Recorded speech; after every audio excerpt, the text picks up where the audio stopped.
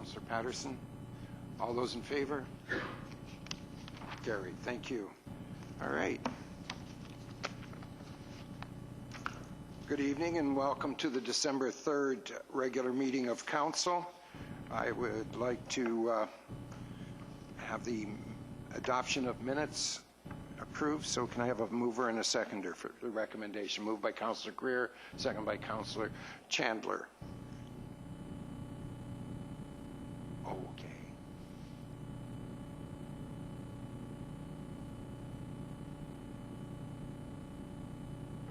Mr. Mayor, I move to bring back for reconsideration the motion regarding the amendment of the procedure bylaw adopted by Council at the meeting held on November 19th, 2018.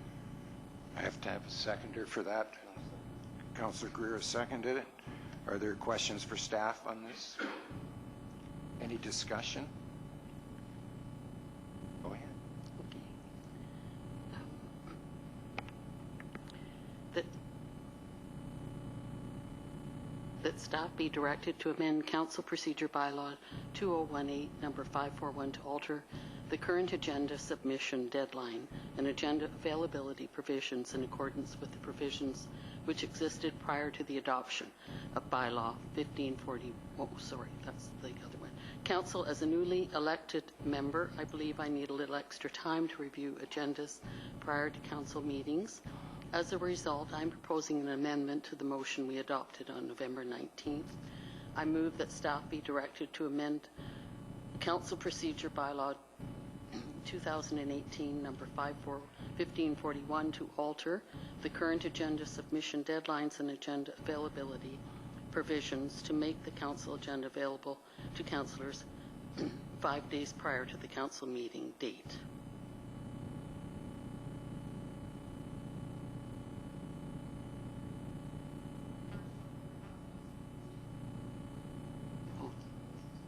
Yes. You moved it in a second. All in favor? Opposed? Okay, now we're considering, now we've got, I'm sorry, got one step in front. Apologize. I'll move the second. Well, okay, we're there. All right.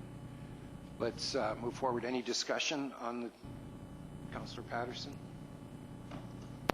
Did you break it? Thank you. Just for clarification, you want to bring it back to the previous time frame, or do you want to bring it back to an extended time frame? I think 5 days would be Wednesday, not to the previous one, but Wednesday. So that would give us 3 business days. Just an extra day, basically, as a buffer. Any other discussion? Seeing none, I'll call the vote. All those in favor? Opposed? Carried. Thank you. Well done.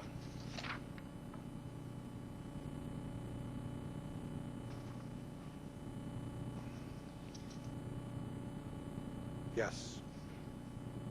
I'm just getting through here. Approval of the agenda. You did the minutes already. Oh. Do we have to do them again? No, Your Worship. You just need to vote on the minutes as amended. Okay, I'm sorry. I thought that's what I just did.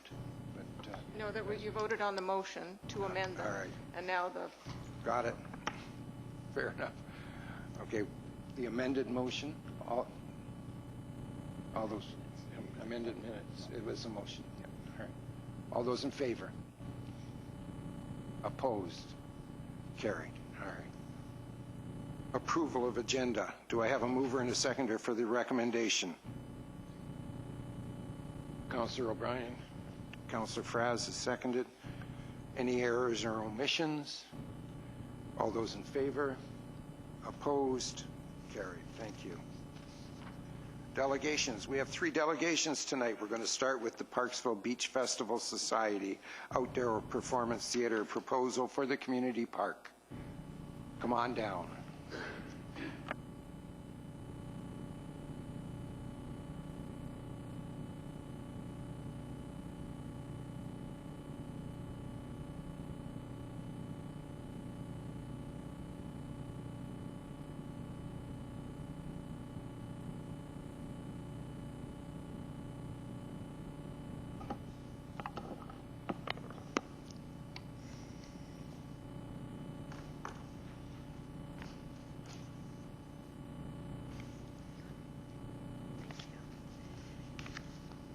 Your Worship, thank you, and Council, thank you very much.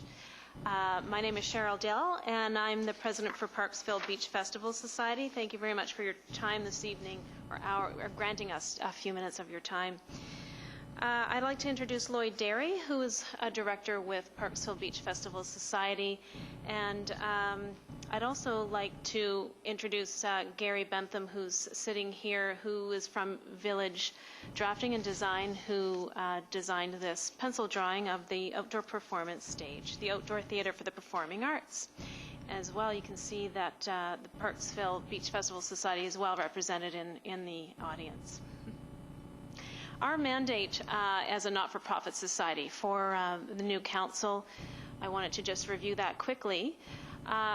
Our organization is geared towards setting up fun, family-oriented events along Parksville's jewel, which is the community park, alongside the beach. And what we do is celebrate artistry in its many forms, whether that be sand sculpting or artisans in the park or entertainment in the park. We also are really focused on community involvement, and we involve over 150 volunteers annually in our events.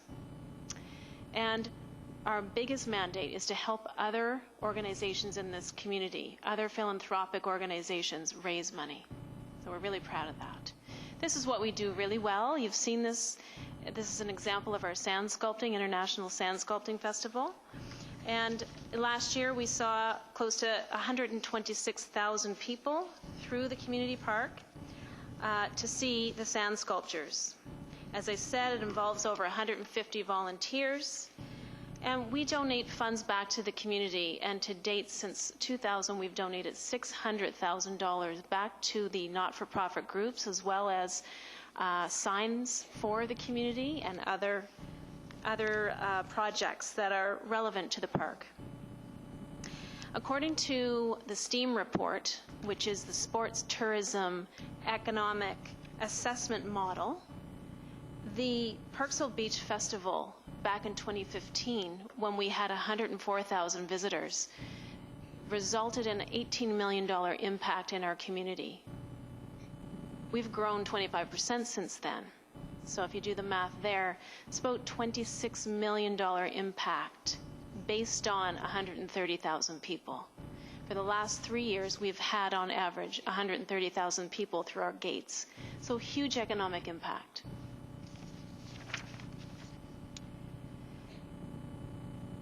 One of the other things that we've grown is entertainment in the park. And you can see here that we've been very proud to use the picnic shelter for free, thanks to the city. And you can see that we have really great attendance. We've seen over 6,000 people this summer attending our 10 free concerts. The challenge, though, for the picnic shelter is that it's not geared towards performances. It is for a picnic shelter. And there's no stage to perform on. There is a challenge with no facilities for the performers to prepare for their events or take a break. There's no backdrop. We have to create one. And the acoustics are difficult for performers. So we have in our plans, for our strategic plan for the society, is to design, construct, and fund a structure that is the outdoor theater for the performing arts. We envision small and large musical groups, dance troupes, stage plays, movies, symphony orchestras even, and culture inclusivity is a focus. And we'd like to gift this structure to the city of Parksville. To date, we've held several consultative meetings with the city representatives, whether it's staff, council, related to the stage. We've been developing design concepts, thanks to Gary Bentham, who's here with us tonight, to help move discussion forward and establish a budget. We needed to envision a facility, and we've done that. We've gathered public input. We've managed to work with the city on the community park master plan, based on some collaboration with council and also city staff. And now it is included as a short-term priority. We're really proud of that. And now we're at the stage where we're applying for grants. And tonight we're requesting city council support. And just further to what Cheryl had said on the gathering public input last summer, during the summer of 2018, we conducted an extensive public consultation from which we received outstanding support from the general public. We gathered 1,314 signatures from voting Parksville residents, all in favor of moving the theater as a short-term initiative in the Community Parks Master Plan.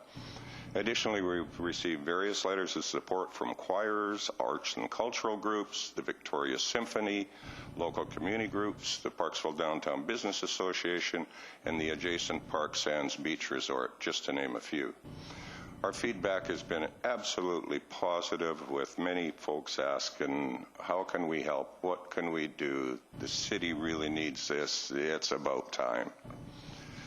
This is an image of an early image that we created, what the stage could look like.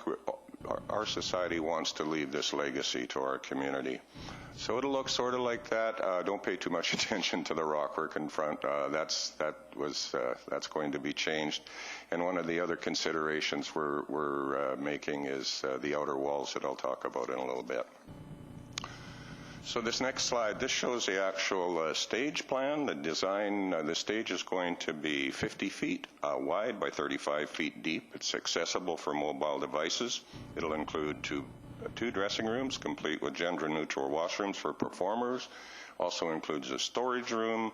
We're looking at designing additional storage underneath the stage. It's designed to minimize vandalism threats. The open stage area will be secured with a drop-down protective gate when not in use. We'd certainly, in conjunction with the city's wishes, install wiring for security cameras and alarms if they so wanted. And we're looking at surface materials such as textured rock on the outside of the building to deter graffiti, and also to minimize operation and maintenance cost.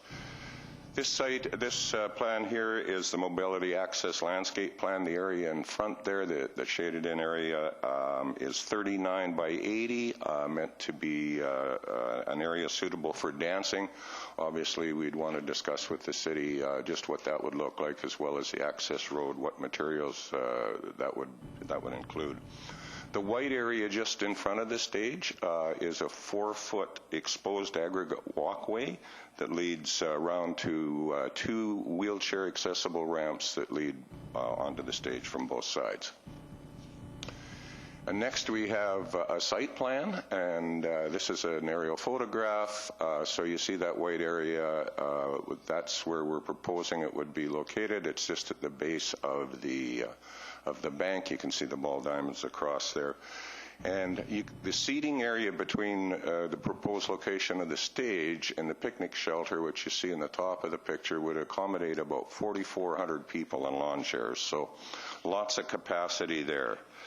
The above image also reveals the location and angle of the stage, where performances are angled to project north towards the ocean, across the grass and amongst the trees, which will serve as natural sound-absorbing barriers.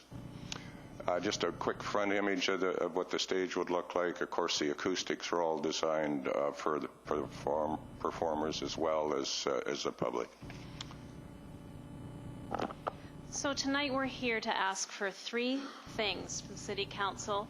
The first request is support for 1 community culture and recreation grant. There is an application opportunity for us due January 23rd for provincial and federal funds. And if the municipality applies, that could fund up to 73% of the project. But we learned recently that the city is also very interested in this grant for applying for the Gathering Place, that initiative, which is a great initiative in the community park. But the likelihood of receiving approval for 2 applications affecting the community park is very low. And that's advice from a ministry representative that Lloyd has recently spoken with. So we would love to work with the city in applying for the grant to support the Gathering Place as well as the stage initiative. Whoops.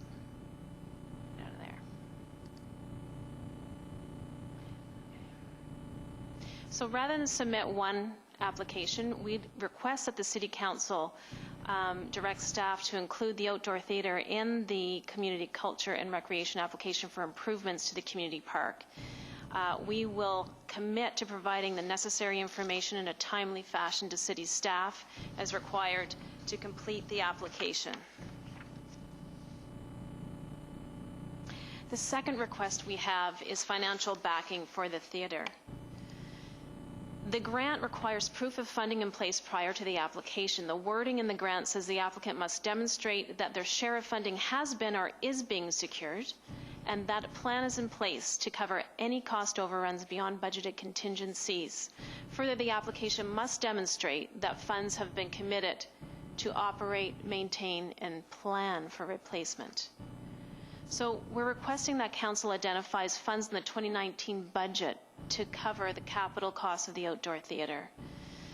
But please note that this financial backing is required for the purposes of securing the grant, not for the actual project. And as Cheryl said, we would not put a shovel in the ground until we as a society have raised the total capital cost.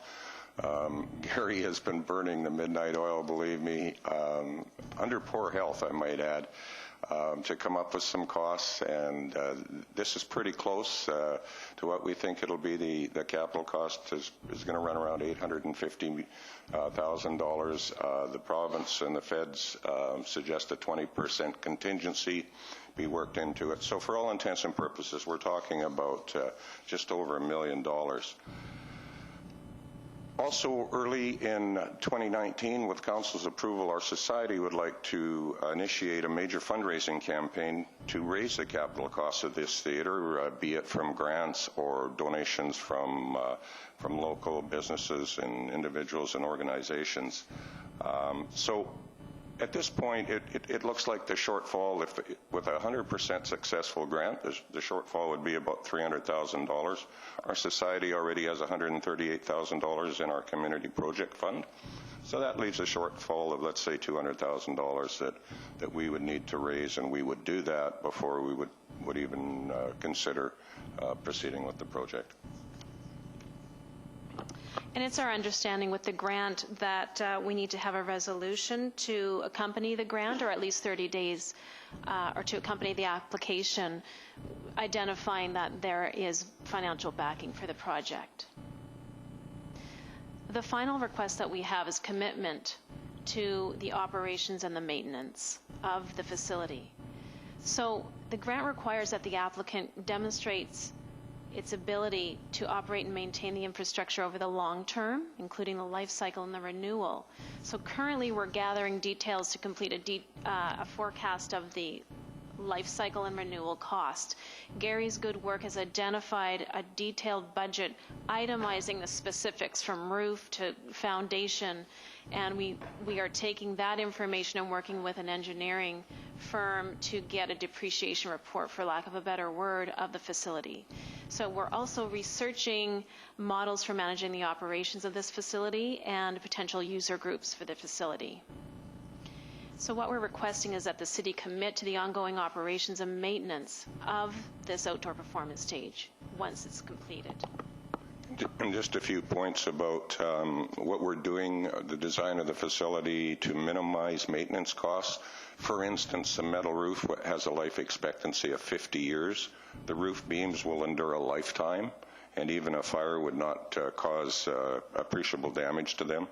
The framing at the back for the dressing rooms and whatnot will be 2x6 construction with fire-resistant insulation. The drywall would be moisture-proof. The surface materials, again, would be designed to minimize graffiti. And the ground and plantings would be designed in consultation with the city to be very low maintenance. So I think we just about used up our time here, Cheryl. We're probably a little bit over, but we have such wonderful plans to share with you. But for me, just in closing, I have to say last summer, as I sat and looked at the 100 smiling faces amongst both the young and old of our concert attendees, I just couldn't help but think of what a unifying and healing force that music is. It provides people with a little escape from the everyday grind and the ongoing challenges that we all encounter in our changing world. And Cheryl's going to wrap things up, but on my behalf, I'd really like to thank you all for giving this time tonight. Thank you. Lloyd's already got a list of people contacting him, and I think he's got one spot left for next year's entertainment. But I'm very grateful for this time. So just in summary, we'd like to ask for three things. One is the approval for us to work with your staff on one grant for gathering places in the community park. And secondly, the financial backing. And thirdly, the operational support. And that's it. Thank you so much. We'd be happy to entertain any questions. Thank you very much. Do we have any questions? Councillor Patterson's got a list here. Thank you so much, Your Worship. My first question is actually going to be towards staff, because you have met with the mayor and our CAO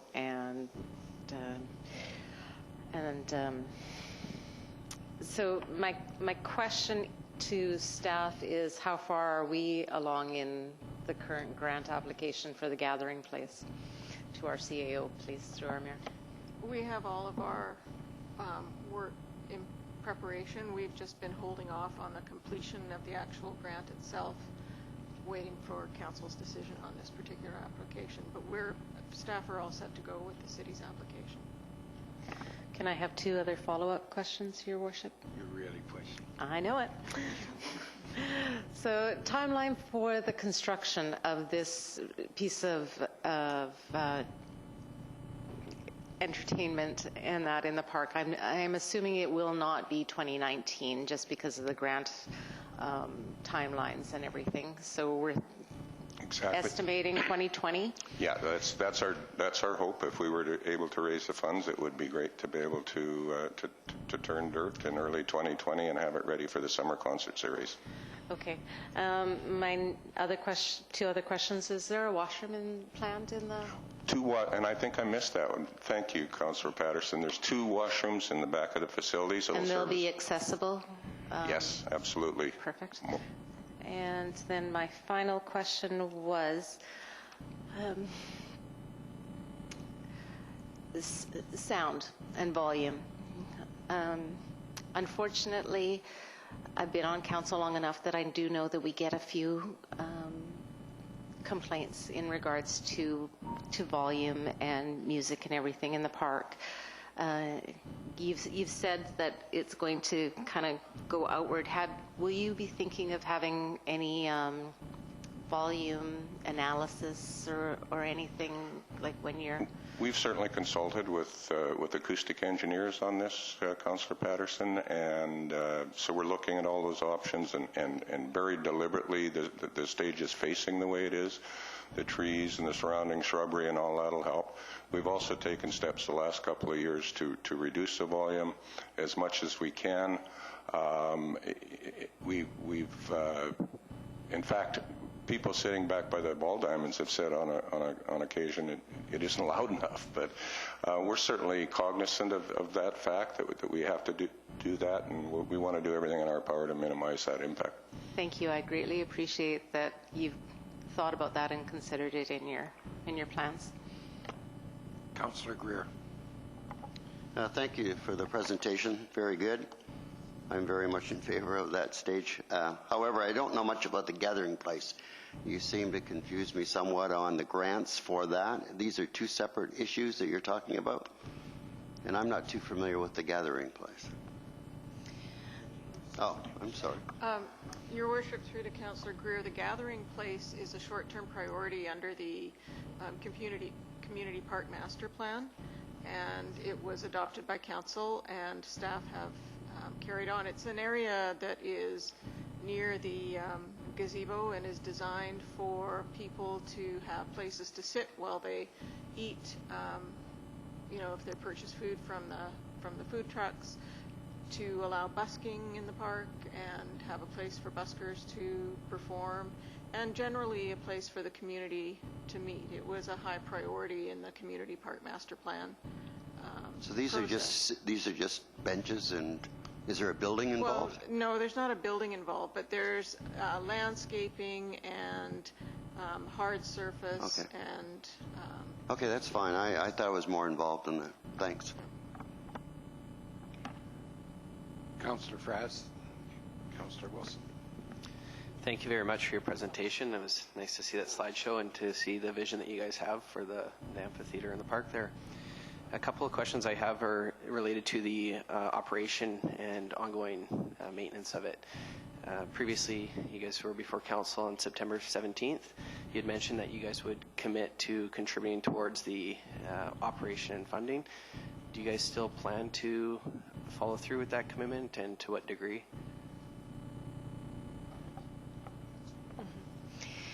Thank you for the question. Because we're a board, we have to speak specifically to that and take a vote as a board as to what we would commit annually. We've talked about two options. One is when we launch a fundraising campaign, we would aim to raise funds not only for the construction but to contribute to operation in its first year. And then because we're an organization that is not for profit, any proceeds that we receive, we do several things with them. One of the mandates that we've established is that 25% of the gate proceeds go back to the community. The majority of those go to the ambassador groups, the not-for-profit groups that serve at the gate, but we've been putting funds in this project as well. So one of the other things we're thinking about is contributing those funds to support stage ongoing maintenance and operations. So it's either A, fundraising, B, ongoing annual contribution based on our gates, and then, or C, a combination of the two. Okay, as well, you guys had mentioned about developing your fundraising campaign previously. Aside from the grant, have you guys developed that campaign, or know what other kind of fundraising you'll be doing? No, we haven't yet. I'll be working on developing that campaign. Now that we've got to this point, that'll be the very next thing on our agenda. So we'll develop that campaign, and then we'll launch it publicly. I've had several years' experience in the fundraising field, so I think that'll serve us quite well. Just another comment with regard to another thought that I'd had with regard to operation and maintenance costs would be, I'd like to, as we get going, I'd like this to be a real community project, and I think we could approach other arts and cultural organizations within the community to see if they might be willing to contribute a little bit annually towards the operation and maintenance. Thank you. Councillor Wilson and Councillor O'Brien. Thank you for a great presentation. So I just had a couple of questions. Just out of curiosity, how does the size of this facility compare to other amphitheaters and other communities of similar size, with a similar size park, perhaps? Yeah, I think it's probably a little bit bigger than most facilities, and we did that on purpose. We wanted to design it to suit as many uses as we could, and one of the first things we did was we consulted with the Victoria Symphony Orchestra and asked them what kind of an area they would need to perform, and so that was a basis for the size. And we want to look at dance troupes, all kinds of different usages. So I don't think it's over-designed or too big, but it's certainly designed big enough to suit a lot of various uses. Perfect. The other thing I wondered about, there would be more detailed drawings coming forth, I would assume? Absolutely. Yes, yeah. So that we would get to see what the security... And we've got, we're working on that on an ongoing basis. It's just it's a step procedure, and Perfect. And that'll be the next thing that Gary's working on. Thank you. Councillor O'Brien. Thank you again for your presentation. And just to be clear, the operation and maintenance agreement that's going to be on an annual basis, to be clear, some of the proceeds from the gate, from the performance and so forth, that once all the promoters and stuff have finished taking their bit, and also rentals from maybe other musical groups in the area type of thing, and cultural groups and dance troupes and that type of thing, that those funds I would assume would be actually used to help pay down the cost of the operations and maintenance. Is that how you see would be a good solution here? Certainly, Councillor O'Brien. We are, as Cheryl said, we're researching what other areas do. We do know that in Victoria, with the stage there, the city has a rental rate that they charge for all uses, and of course that goes towards the operation and maintenance. We can certainly foresee where a facility like this, promoters could bring in acts that would draw people that would contribute, that would ultimately contribute to the operation and maintenance as well. So, for sure. But just to also add that what we're suggesting is that the groups that would be using the stage wouldn't be responsible for operations or maintenance. It would be the city. And so what we're going to look at is a couple of models to suggest for the city to consider. The grant itself asks for a plan for the operation, so we need to get clarity on that pretty quickly. But some of the things that we've considered are based on what's happening elsewhere for these types of facilities. So we're hoping that, the city would consider either A, charging a rental fee for use of that would offset operational costs and maintenance, or perhaps they would wish to hire an organization or look at any kind of infrastructure they have in-house to consider what infrastructure they have to actually handle the bookings and doing things like that, and then charging fees. There's a couple of different things. But as a society, I would take back to our board, once we have some more clarity as to the grant, as to what we could contribute annually, whether we're a user of the facility, paying a user fee per use, or whether we contribute a portion of our gate proceeds. We'd be happy to look at those things. Thank you. One more question. Councillor Patterson. Thank you, Worship, to staff again. Since the deadline is January 23rd, I'm assuming that you're asking for us to pass a recommendation on that this evening. So I'm just a little bit concerned because that's a very short time period and over Christmas. So I'm sorry I'm going to put you on the spot, but I'm going to ask if it's doable. Staff have been working with Beach Fest in advance. We have given them a hard deadline for having all of their information in to us so that the grant application can be completed. And if they meet that hard deadline, they will be as part of the application. If they don't meet that hard deadline, we may not be able to include them. Okay. Thank you very much for your presentation. Well done. Thank you. Now we're going to try to move through a little more quickly now so that we can keep on schedule. So our next delegation is the Qualicum Education and Wellness Society Early Learning and Childcare in Oceanside Committee. That's a mouthful. Come on.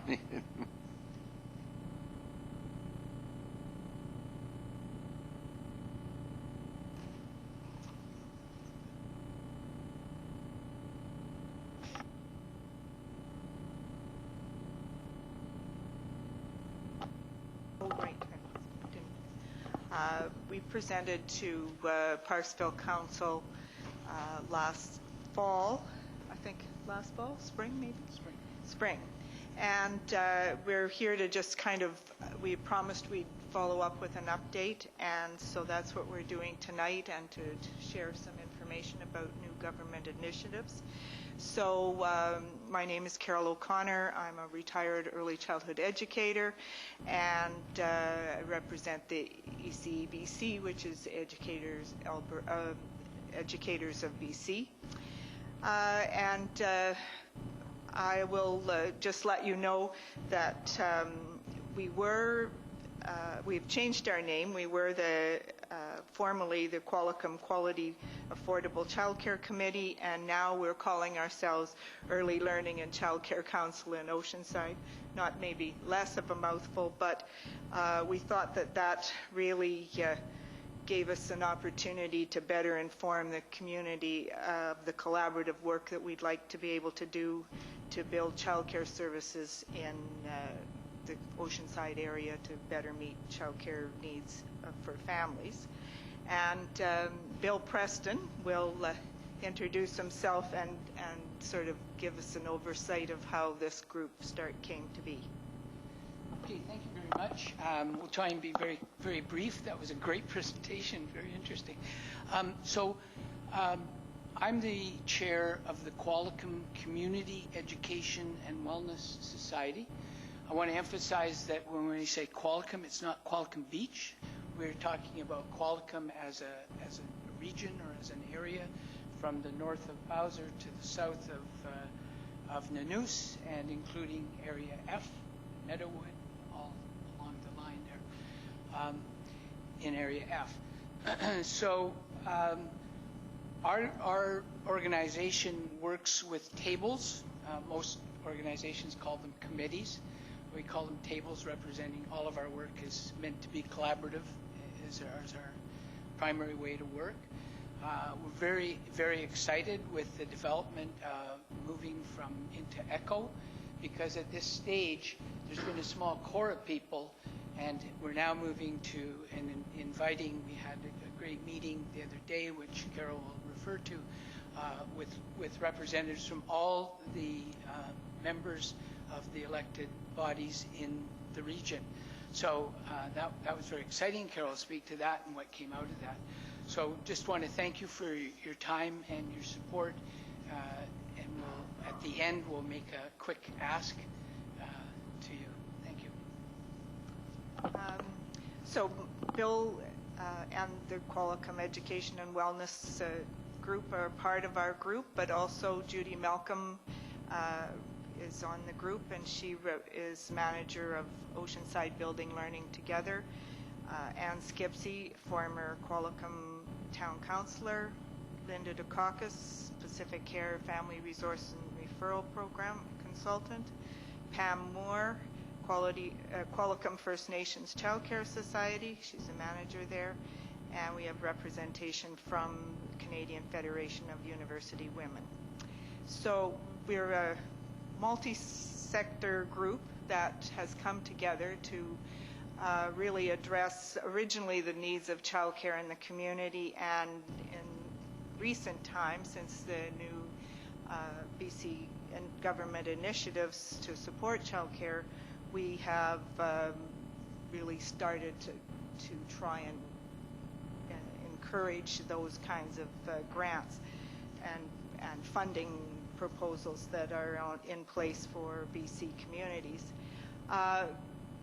As we were excited on Thursday for Adam Fraz to attend our meeting, where we had a session with a BC government official who talked about the programs and the application process. There are two primary grants that are coming through directly through municipalities and regional districts.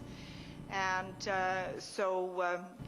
the one grant that we're asking Council to consider and to make a motion to move forward on is called a Community Childcare Planning Grant. This grant provides municipalities and regional districts with the ability to apply each for $25,000. These dollars can be shared so that a wider community needs assessment could be done. This application deadline is January 2019. So that's something that we're hoping that a motion could be put forward and start the process for applications for that grant so that community could avail themselves of that. Yes. So I just want to comment. So the 25, from the meeting, the understanding was that because we have 4 members, area directors in our region, and we have the city of Parksville and town of Qualicum. Looks like the town of Qualicum could apply for the 25, city of Parksville could apply for 25, and between the regional directors 25, we could have a total of $75,000, which would allow us to hire and to have people do a very thorough needs and resources survey, looking at what are the child care needs and what are the potential resources for child care spaces. So the money is there, just has to be applied for and would be available, and we'd hope through people putting that into one pot, we'd have $75,000, which would really allow us to do a very thorough and professional job of that kind of a needs and resources survey. So that's the first grant application piece. The second grant application that the BC government has initiated is a community childcare space creations program, and it also comes through municipalities and regional districts. And this envisions projects for the community and is available, is a $1 million funding grant with no expectation of monies given inside within the community. It's 100% given directly as $1 million, no strings attached. However, the envisioned projects would incorporate public space to address underserved populations such as infant and toddler care, which we know is a need in the community, possibly Indigenous family and community support services, possibly children with extra support needs, low-income parents, parents with under 25 who are completing a secondary education, or recent immigrants, refugees, or francophone families. Now, there's no deadline for that application, and that's part of what our group is wanting to work with regional and regional councillors and trustees, First Nations communities on, is really looking at the community, what public spaces are available, what with the needs assessment that we would hopefully, the planning grant and needs assessment, we would get a better idea of the kinds of services where they would be located. But we could start to work on looking at public space now to sort of identify what kinds of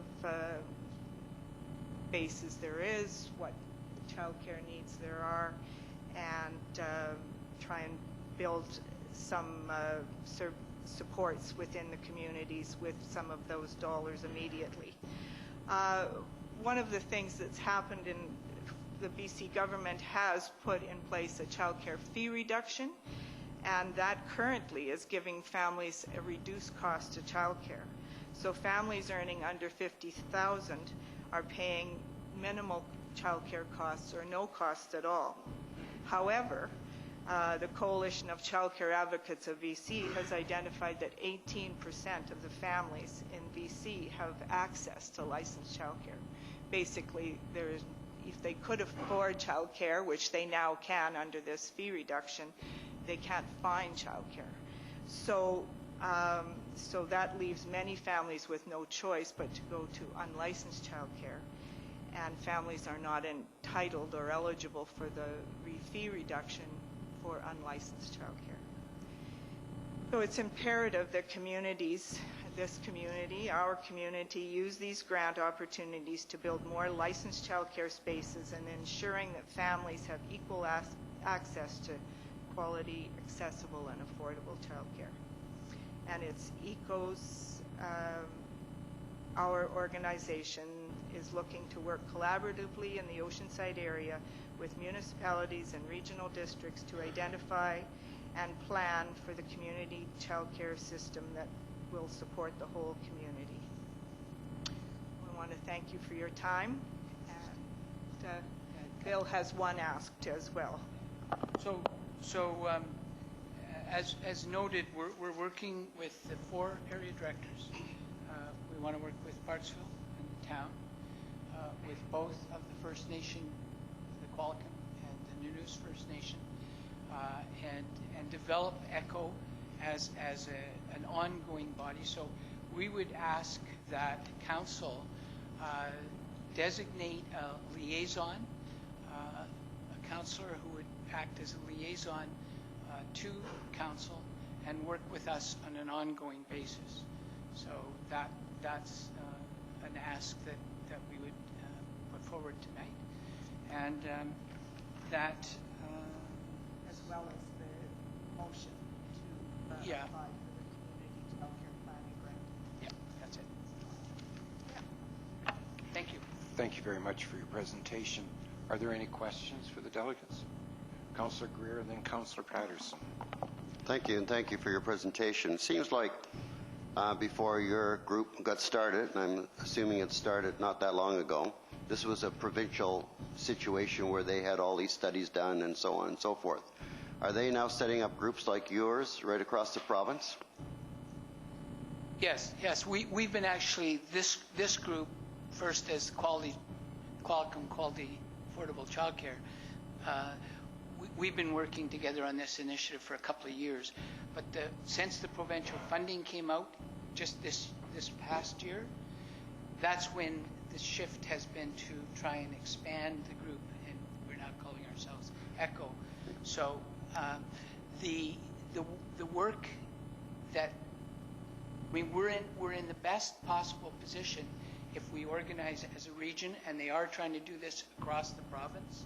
So the organizational scheme is to work through UBCM and with local councils to improve the number of spaces and to get our childcare system up so that families are supported. Yeah, I guess you answered my question when you say they're going to start these organizations right across the province. Yes. And so it's like the provincial government kind of wants to get out of this, and they're now doing it on the local level?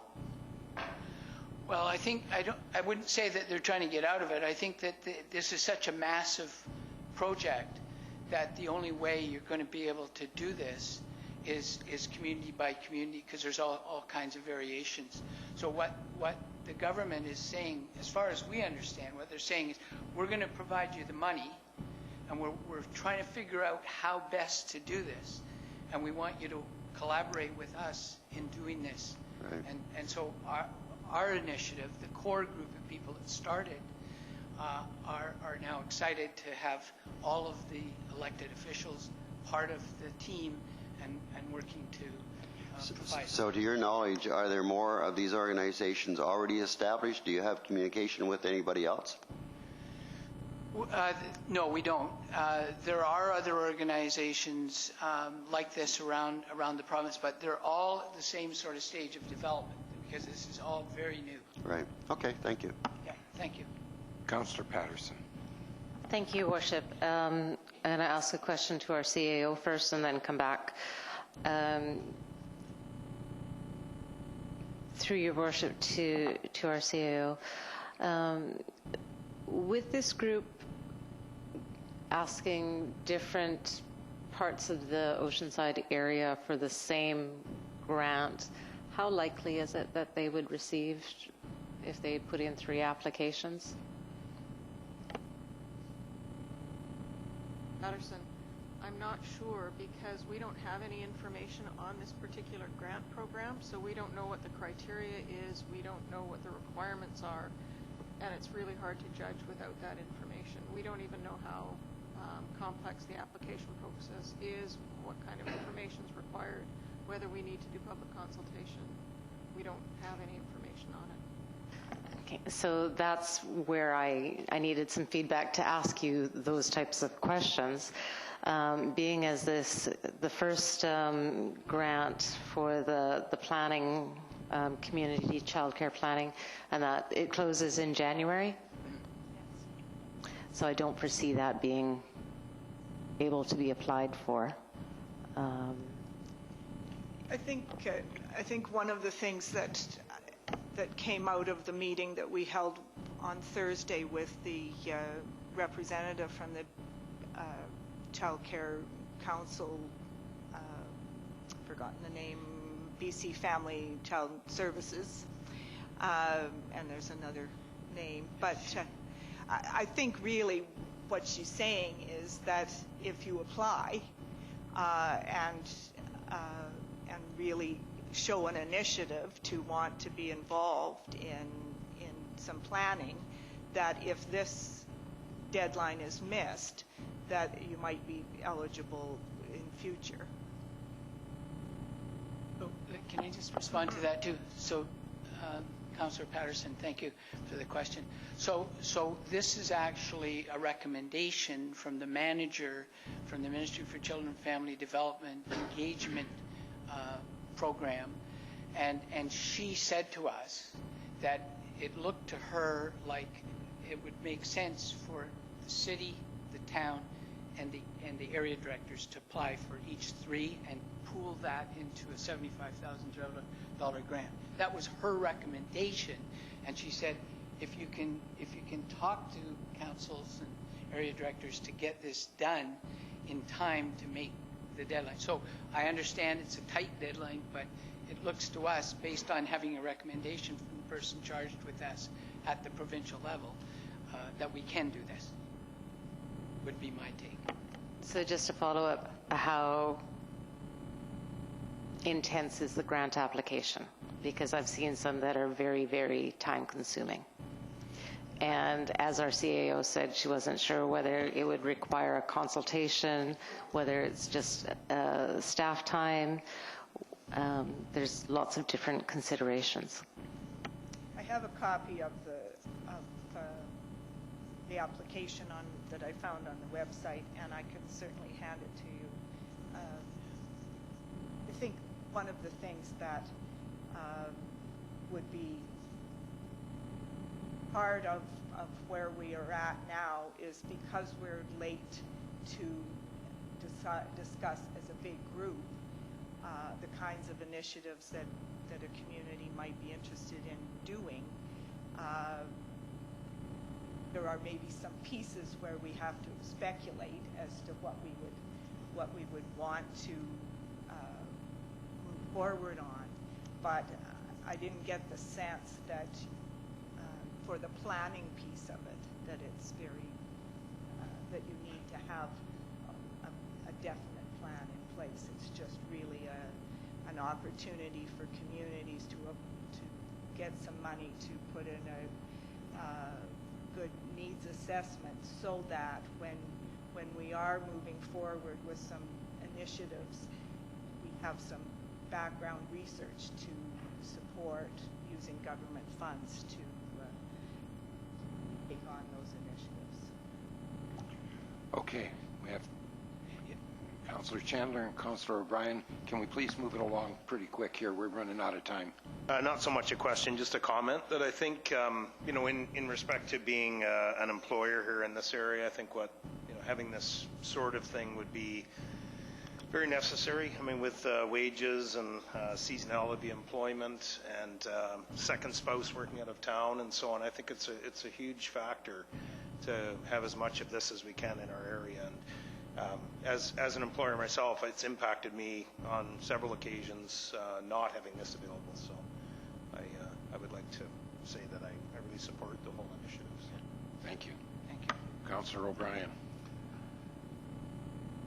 So I would like to just make sure I got the information correct here. So at this time, your ask is not really a cost to the city of Parksville, other than in the staff preparation for the grant application for the $25,000 Community Childcare Planning Grant. That's correct.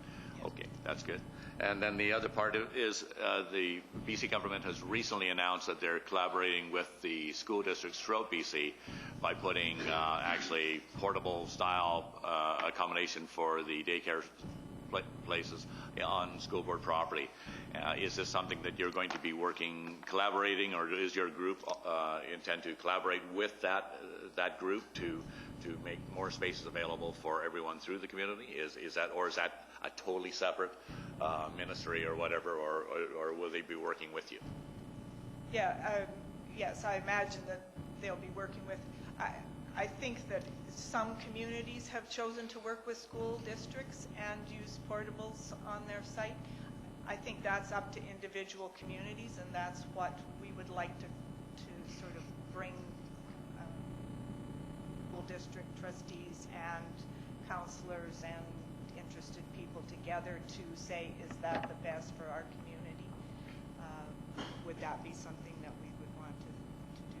So That's great. Thanks very much. So when we do have a trustee, we made a presentation to the school district like we're doing with you, and we have a trustee rep.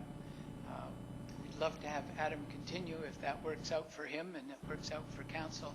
He did a great job with us that day, and Adam may have some information to add to the questions because he was there for the entire presentation. So, and one of the other things that I wanted to just quickly say, very quickly, is that we would really appreciate it if there was some staff level support. I don't think this is going to require a lot of staffing support, but of course to fill out the applications and such, there definitely is. So that would be part of the working with ECHO. Thank you. Thank you. Thank you very much. We take it under consideration. Councillor Patterson, did you have another question? No, I don't have another question, Your Worship. I do at this time would like to put a motion forward that the ECHO group consult with staff and see if we can meet a timeline, but to have staff work with this group. And if our CEO can reword that for me or tell me no or yes. Well, what I was going to suggest was that if council referred this to staff, we could take a look at it and speak to the applicants and see whether or not we have the capacity to be able to do this in such a short time frame, and report that back to council at the next council meeting, which should be still in enough time to get a motion if that becomes necessary. That's exactly what I would like. Seconder for the motion. Councillor Frass. All those in favor? Opposed? All right, there you go. Thank you very much. Thank you. In our third delegation, I'm sorry, I'm going to butcher the last name. Tanase and T French, seasonal noise pollution. Please come forward.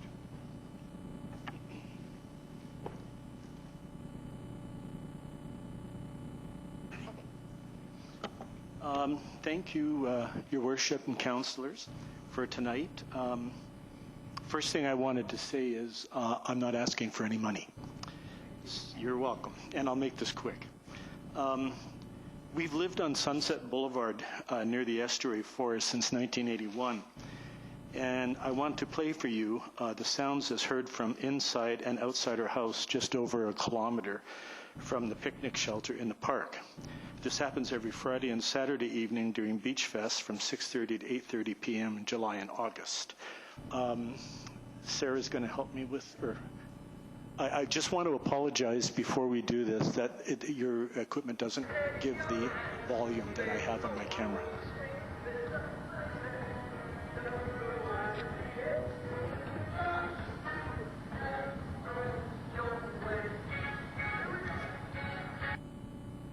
It's much louder. okay. Have one more. This is 13th of August, 2016. Hey, you should wear headphones for this. This is the noise we get. It's going to be pretty cool. I mean, it'll be cool without them. Yeah, but trust me. I've sent these video links to you so you can listen to them on your own equipment. Safe to say this is very loud. And this particular one is taken from in my bedroom in my house. As you can hear, or not hear, this is really an unacceptable volume. I just wanted to say that we had a neighbor nearby who constantly had loud music like this playing. And we spoke to them to no avail, and it continued. So I spoke with Bylaw. Bylaw spoke to the noisy neighbor twice, and the noise stopped. And just over a week later, the concerts in the park began. And as you have heard or didn't hear, we did speak with Bylaw, and we were told that the city can supersede its own bylaws, and there was nothing that we could do. The city was now setting a bad example for the rest of us. I got to ask you, how would you feel if you were in our situation? We approached various members of the former council. Some sympathized, but thought that this was for tourist dollars, there was no recourse. Tourists don't come here for concerts. Tourists come here for peace and quiet, as I did. I started in 1969 at the Island Hall. They want a break from the noisy hustle and bustle of city life. On the other hand, then Councillor Kim Burden said that this was not for the tourists but for the locals. And if this is true, the short-lived satisfaction of a few locals is at the expense and sanity of those of us who live near the park. How is this fair? The former mayor actually told us to wear earplugs, if you can believe that. Frustrating. We spoke to festival organizers at the time, and we played recordings and asked them to turn down the sound or turn the speakers. They never turned the speakers, maybe because of the Beach Club Resort. And as to the volume, we were told attempts were made to facilitate this, but as to date, 3 years later, we have not noticed any difference. If, in fact, the volume was turned down, there seems to be only one logical conclusion, and that's the wind, which cannot be controlled. And as such, I do not believe this location to be a suitable venue for these concerts. As to an amphitheater being considered for the park, which will allegedly contain the noise, I have not read any studies that outline whether this is a solution. On the contrary, I myself researched it and found out that, in fact, noise in other cities in North America that have outdoor theaters did not change for the better. More so, being on the water, the wind will always be an uncontrollable element. It is impossible to have such a venue without damaging the lives of hundreds of residents nearby. You have a handout, which we're going to give you now, that testifies 8 examples to the injurious impact the resulting sound pollution had in these other cities in North America. We both enjoy music, but not at the expense of others. We cannot turn off the sound from the concerts and should not have to even consider wearing earplugs. As it is, we leave Parksville for the duration of each concert, and why should we? We are at such a loss with our city that we're even considering selling and leaving, although I'm sure some would welcome this. There are others of like mind in our area, but most do not want to get involved. And I want to make this clear, at no time did I suggest we stop the concerts. Never. A more appropriate site would be considered. We're only asking the city to be a good, considerate neighbor and to have a fair compromise, as I said in the covering letter. We can no longer sit and enjoy our property. We do not have a choice. The city has taken this from us. Councillors, next summer, if things don't change for the better, you are more than welcome to come over to our house on Sunset Boulevard and experience firsthand the noise from the outdoor summer concert series at the community park. And I'd like to thank you and tell you now my name is Ted French, and I live on Sunset Boulevard. Questions? Thank you very much for your... Oh, yes. Thank you.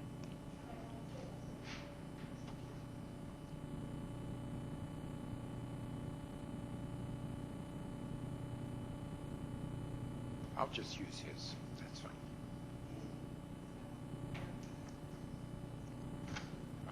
Thank you. Okay.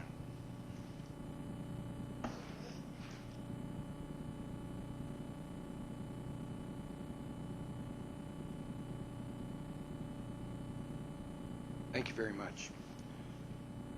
Mrs. Kaler, would you please give us the background on the issue regarding expansion of the inter-community business license? Thank you, Mr. Mayor. Staff are seeking council approval to expand the number of cities participating in a single inter-community business license program. The City of Parksville, along with 11 other municipalities in the Mid-Island region, currently participates in an inter-community licensing system where mobile businesses, typically engaged in the trades, can obtain one license which permits them to conduct business in all of the 12 cities. Parksville issues about 400 of these licenses each year, and just under 1,500 businesses participate in the program throughout the region. Any of the 12 cities can issue the intercommunity license, but business operators usually apply to their home city for this license. The province of BC has been supporting cities in the South and Mid-Vancouver Island area to expand this intercommunity license program, and staff are seeking council support to expand to include cities in the Greater Victoria area.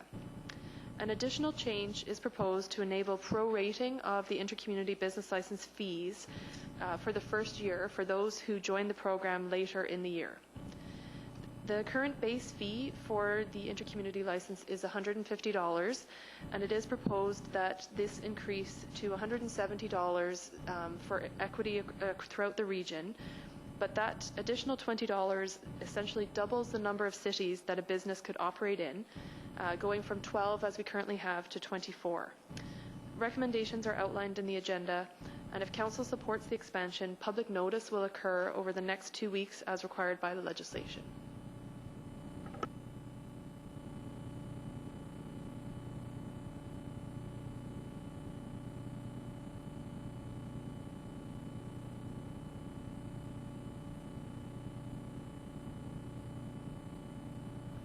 Yes, Your Worship. At this point, I'll step out and recuse myself of this, just from a perspective of the food truck license, and might have an impact because I'm involved in the Van Al Food Trucks group. So you're declaring a conflict of interest on this? All right, fine, thank you. Just wait outside there for a few minutes, and we don't open the door back again, by the way. Okay. Yes, Councillor Patterson. I hadn't considered that it'd be a conflict, but I guess since I do apply for a business license in the city of Parksville, do you foresee that as, or the food trucks, or? Not at this particular time. The reason Councillor Chandler declared a conflict is because he's involved with a group that will benefit Exactly. specifically from this, whereas so I didn't think if you just have a business license, then it's not something that would create a conflict. And if I'm a member of the Food Truck Association? No, yeah. It doesn't really. See, it was kind of gray in my mind. Yeah. And I didn't foresee it as a conflict. So, thank you. Any other questions? All right. Then I'll call the question. All those in favor? Opposed? Could we let Councillor Chandler back in, please, if we have to?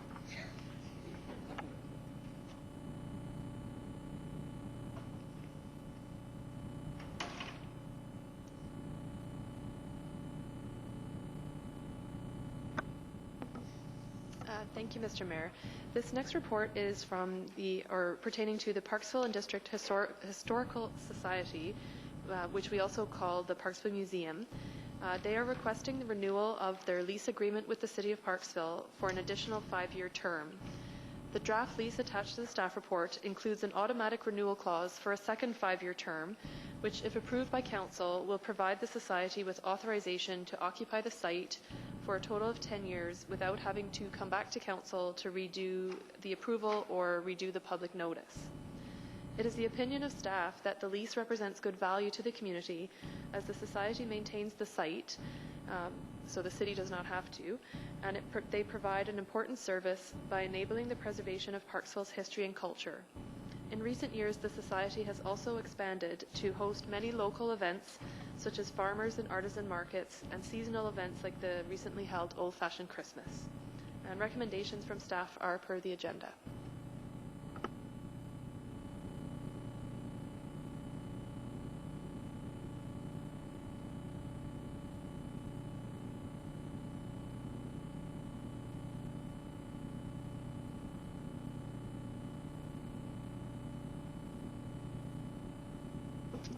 I'm on a roll.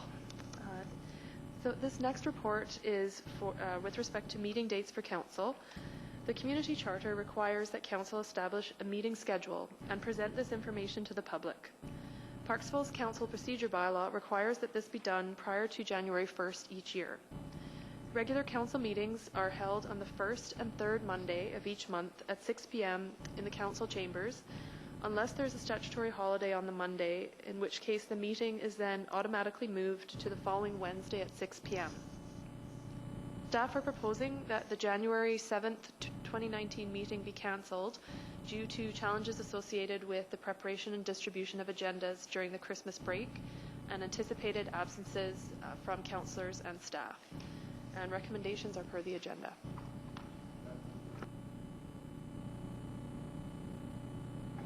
Councillor Greer and, did I see another hand? Councillor Wilson. Okay, discussions. Councillor Frass? In this recommendation, you're saying that we remove the January 7th date because of the Christmas holidays. Is that correct there? Not provide enough time to prepare an agenda? Is it possible that we could maintain that date there but have a lighter agenda in it, or perhaps a committee of the whole or another meeting in place of it, so that there's still business that could perform, perhaps have delegations? Your Worship, through to Councillor Frass,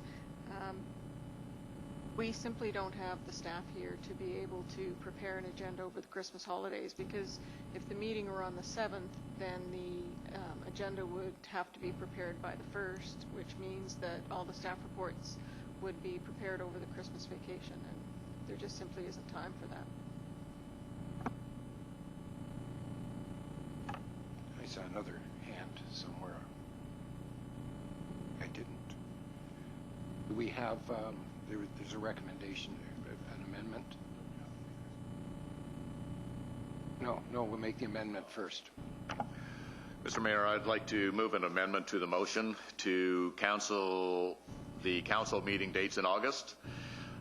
Basically, if there's a need for council to meet on urgent business, we can always meet in a special meeting in that time period. So it's just for the meeting dates in August only.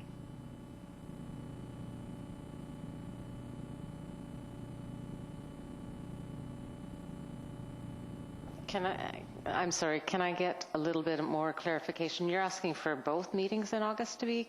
Yes. After consultation with various staff and council, it found that it would be an advantage, since the August agendas are typically very short and there's not much going on, and they're very short meetings at the best of times.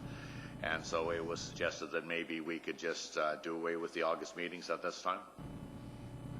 And you'd like to put that in with the other recommendation for the January 7th as well? Yes, it would be an amendment to the motion that's already on the floor. Any other questions?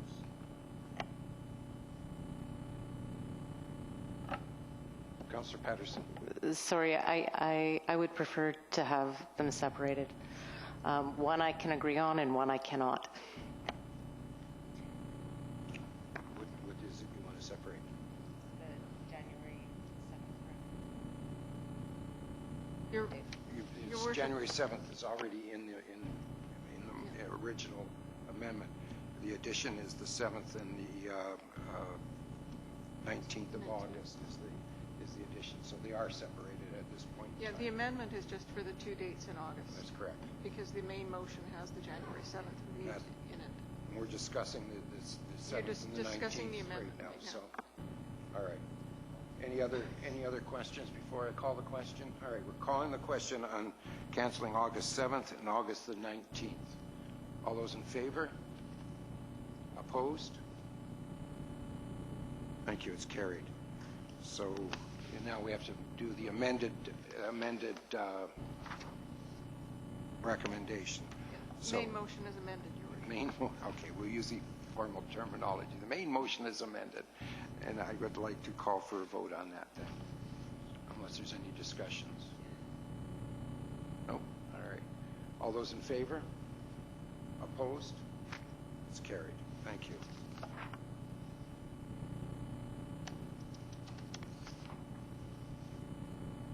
We'll continue with reports. Mrs. Comas. The City of Parksville has a fee-for-service agreement with the Chamber of Commerce, which comes before council in each year, and the purpose of the fee is to cover the costs of providing visitor information services. for the city. The fee-for-service agreement is increased on an annual basis in accordance with the CPI, and this year from October 2017 to October 2018 it was 3%, which increased the fee-for-service to $47,043 for 2019 going forward. The recommendations are as per the staff report. Can I have a mover and a seconder for the recommendations? Councillor Patterson and Councillor Fraz. Discussion, questions for staff? Councillor O'Brien. Just a clarification on the Chamber of Commerce fee for service. The service that is provided, can you maybe describe what that service is that the Chamber of Commerce is providing to the City of Parksville? They provide visitor information services, so they have summer hours as well as winter hours, and they provide advice to tourists who stop in. They provide literature and maps and information about the attractions in the area, and basically are our tourist hub for the city. That's fine, thank you. Any other questions? All right, I'm going to call the question. All those in favor? Opposed? It's carried. Under policy review, Mrs. Comas, would you please give us the background? Yes, Your Worship. In 2008, the City of Parksville adopted a code of conduct, council code of conduct policy, and given that it is a policy that is very specific to elected officials, when we have an election and we have a new council, we bring it forward to ensure that it meets the needs of the current council. So the Code of Conduct has been provided to you as part of the staff report, and if council wishes, they can adopt it, or they can make changes to it, or they can advise staff that they wish us to repeal the policy. So the policy itself, it unfortunately has become quite a common thing in local governments in recent years, and the Union of BC Municipalities, the Province of BC, and the Local Government Management Association of BC have worked together to help municipalities develop codes of conduct for elected officials, and now require elected officials to sign on to a code of conduct policy in order to attend UBCM conferences. So it's quite a common undertaking for councils to have this type of a document, and it's presented here for your consideration. Thank you. I need a mover and a seconder for the recommendation. Moved by Councillor Patterson, second by Councillor Greer. Discussion, questions for staff? Okay. If I may, Your Honor. As the council code of conduct that has been presented to us in our package, has that changed since? Has there been any amendments, additions, or changes, or anything to it that was, say, in play in last year? No, we're not. So it's verbatim, just like what it was previously. It's verbatim the way it was originally created. From 2008, when those brilliant people did that. Okay. To receive the report, all those in favor? Opposed? It's carried. Thank you. We have 3 readings, although I count 4.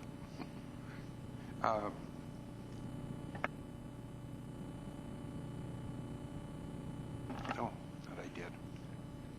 4. We can take them all as one, or we can pull them out. I understand there's some discussion that we want to pull out. Number 2. Okay, so you're okay with it. All right, so we'll take them all as one. So if I can have a motion to take all of them as one for reading. So I need a mover and a seconder. Moved by Councillor Wilson, second by Councillor Greer. Any discussion?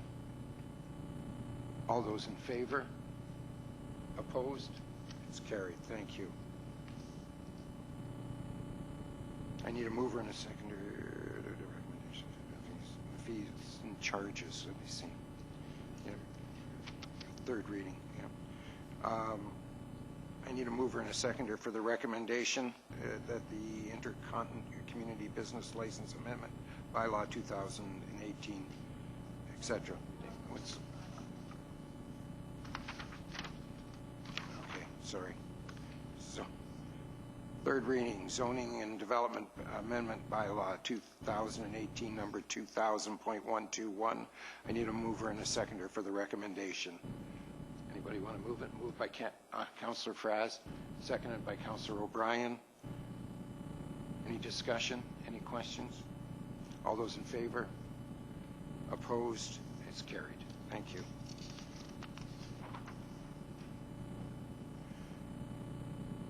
I'm looking for new business. If any councillor has new business, Councillor Greer.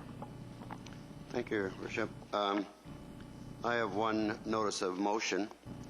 Notice of motion to ask staff to get an appraisal of the property to the west side of City Hall. Not the entire piece. I understand the first part is for parking, city parking, but the balance. We can certainly do that, Your Worship. We had one a couple of years ago, if you want that updated. Yeah, that'd be good. When was it done, 2 years ago? Yes, it was done 2 years ago. The staff are in the process of preparing a report for council's consideration to rezone the property to make it more attractive for sale. Exactly. And we had an appraisal done prior to embarking on that path. So that's my thought. Yeah. Thank you.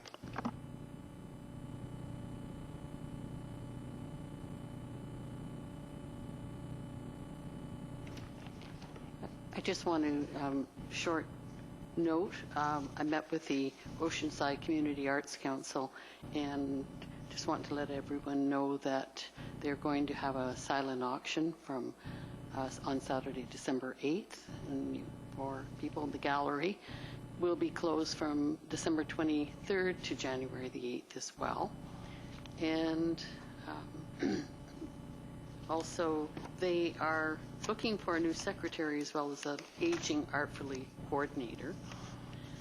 So as far as the Parksville Downtown Business Association, I went to that meeting as well. I'll just put my glasses on here. So in response to a motion by Council on November 19th to extend the duration of the installation of the lights, I'm still waiting back for an answer on that. And also, I think the PDBA expressed hope that the city are in support of economic growth, new business development, and continuing downtown revitalization. Thank you. Councillor Patterson. Thank you, Your Worship. I will investigate further to make sure whether or not two of my liaison appointments are on the same day or not, or whether it was just this month. But I attended one and not the other, just because I'd given my response to the first email, which was the Parksville Qualicum Beach Tourism Association. So I attended a meeting with them last week, and as always, it's very informative on numbers because it's based on hospitality and tourism. So it's quite interesting. It was also the first day, it was the day that Tanase had their breakfast in the morning.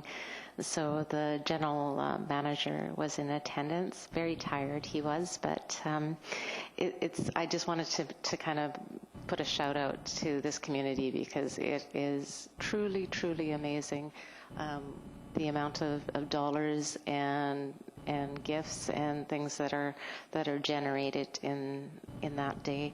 I think he said that it was close to $9,000 in monetary. They served just under 1,700 people as well. So that was part of my morning.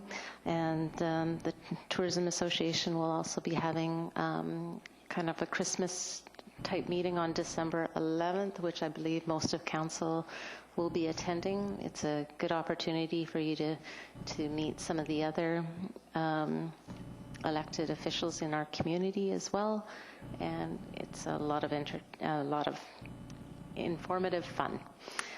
And then I just have a question to council, because I'm not sure if the liaison for the Beach Fest organization is going to put forward a motion this evening. I'm not sure who the... Hello, Mr. O'Brien. Are you putting forward a motion in regards to Beach Fest this evening? And if you aren't, then I am. Thank you, Councillor Patterson. No, I too am the liaison for the Parksville Beach Fest Society group. I was lucky enough to attend their AGM meeting, and they welcomed me very warmly, and I must say, and we had excellent discussions, a lot centering around the amphitheater, but as well as the other initiatives and amazing job that they do for this community.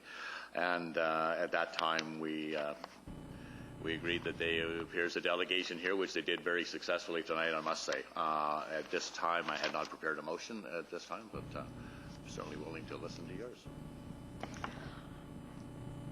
Well, I didn't prepare a motion because I was waiting to see what the three asks are, but since it was so eloquently put forward by the Beach Fest Society, can you copy it from there and refer it to staff? Your Worship, I took the liberty of crafting a motion in anticipation of council. That council include the Beach Fest performance venue under community park improvements as part of the city's community cultural and recreation grant application, and further that council direct staff to include $1.2 million in the 2019 capital budget, and finally direct staff to include long-term financing for continued maintenance and operation of the facility. Awesome. Can I have a seconder? I guess I lost my job. You did. Councillor O'Brien.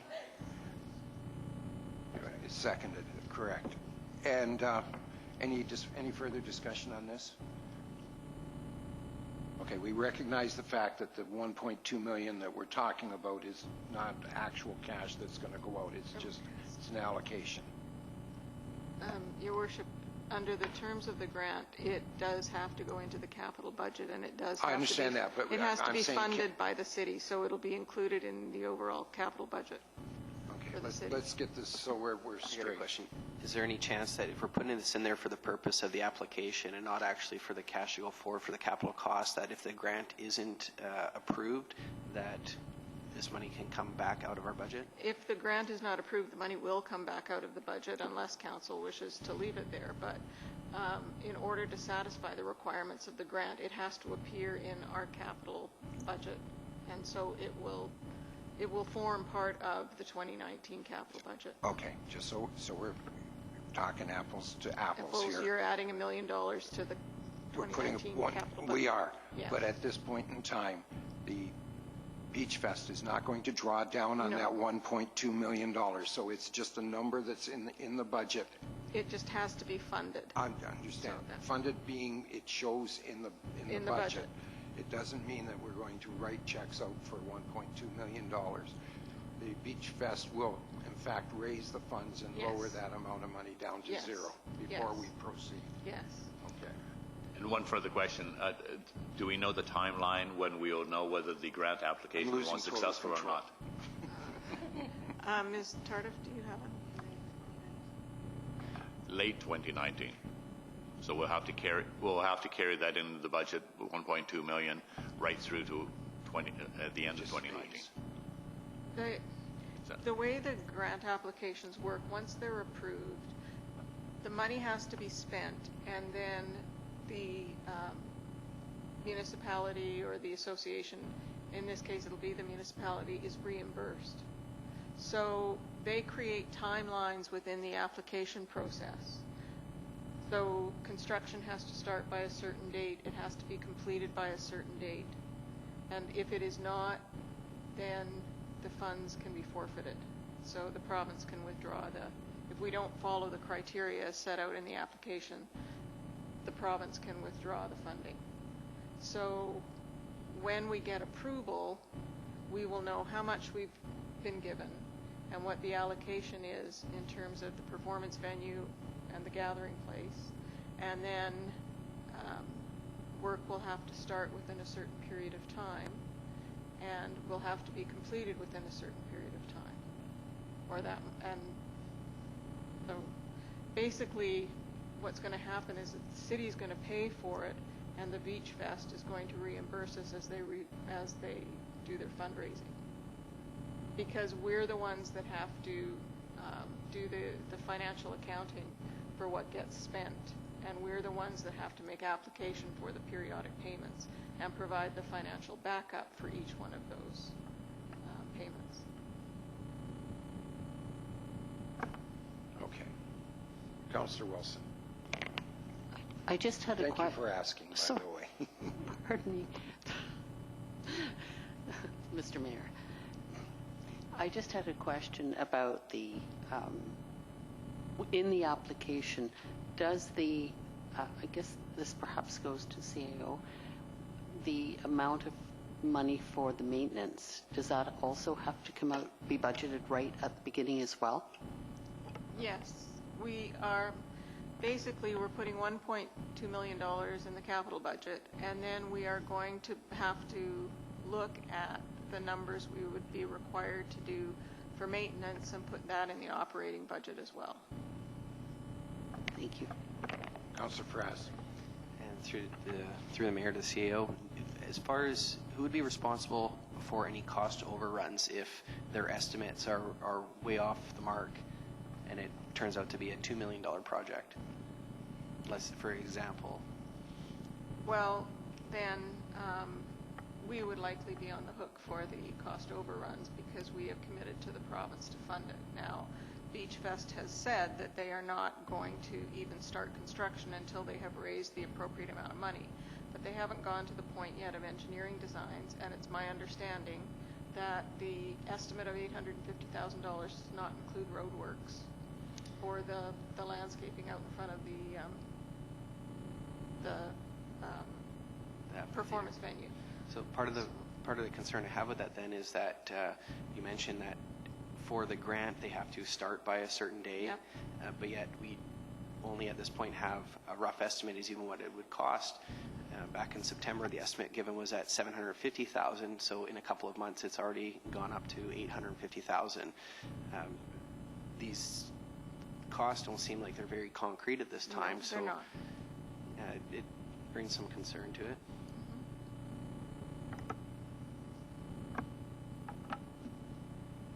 I think what we have to do is look at what's happening here.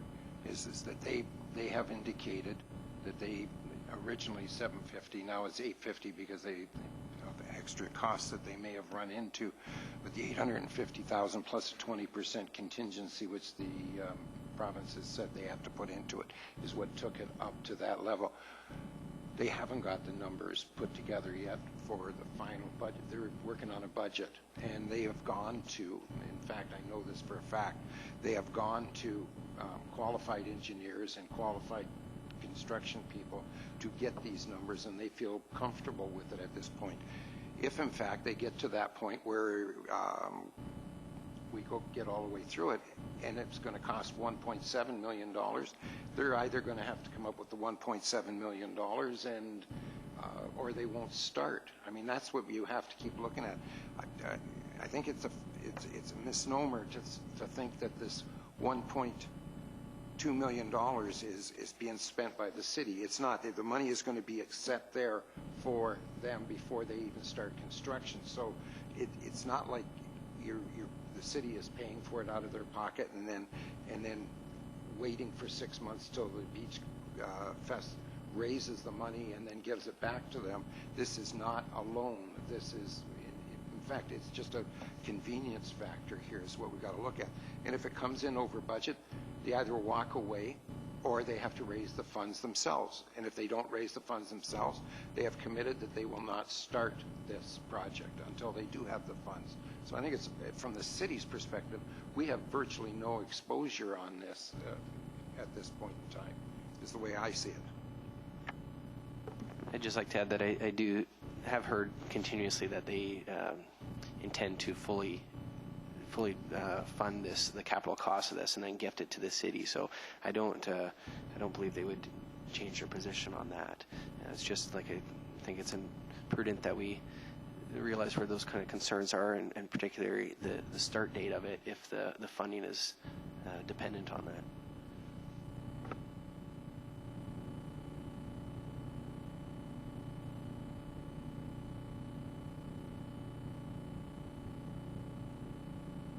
Stop